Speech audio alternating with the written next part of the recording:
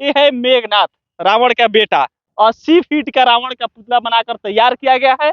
उनके साइड में कुंभकर्ण का पुतला है और उसके साइड में मेघनाथ का पुतला है। पास से हमारे साइड में देखिए कि सोने की लंका के अंदर अशोक वाटिका है। इस वक्त हम पटना के गांधी मैदान में मौजूद हैं और आज दुर्गा पूजा का दशमी है, यानी कि दशहरा का दशमी है। और इसका मैसेज, इसका प्रतीक बुराई पर अच्छाई की जीत है।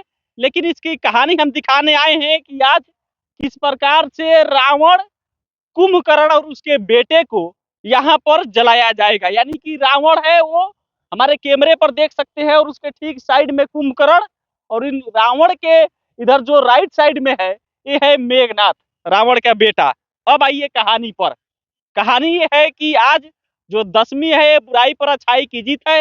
एक जो मान्यता है वो माना ये जाता है कि माँ दुर्गा और महिषासुर के बीच जो युद्ध हुआ था वो 10वें दिन माँ दुर्गा ने महिषासुर को वध कर दी थी। और इसीलिए आज ये दशहरा का दशमी मनाया जाता है, क्योंकि ऐसा मान्यता है कि जो महिषासुर था वो राक्षस था और जो देवी देवताओं ने माँ दुर्गा से गुजारिश की थी कि इसके अत्याचार को कम किया जाए।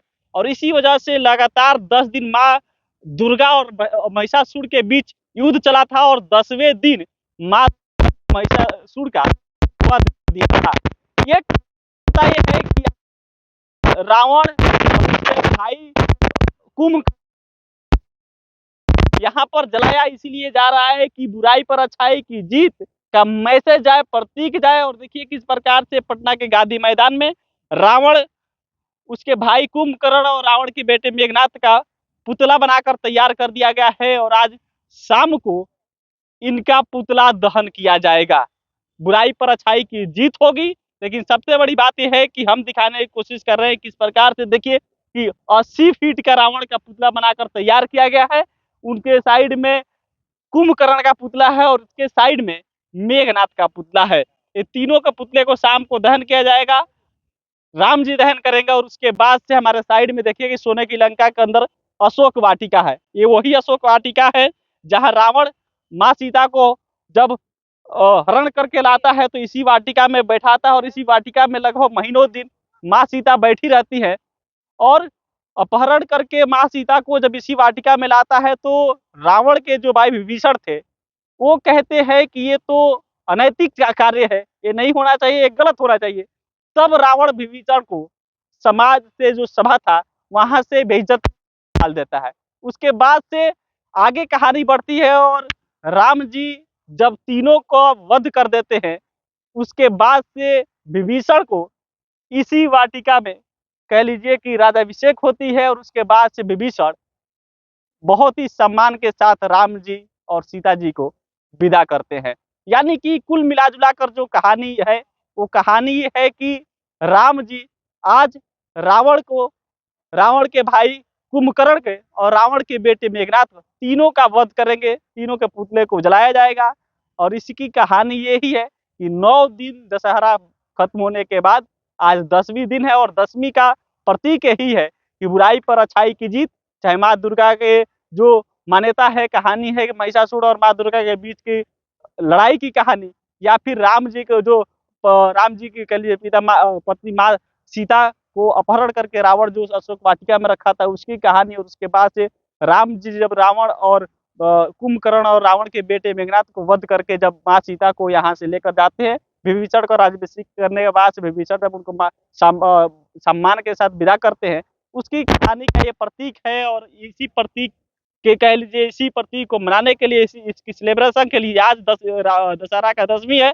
और 10वें दिन रावण का, रावण के भाई का और रावण के बेटे का गांधी मैदान में पुतला दहन होगा, वध होगा, राम जी करेंगे। उसके बाद से दशहरा समाप्त होगा।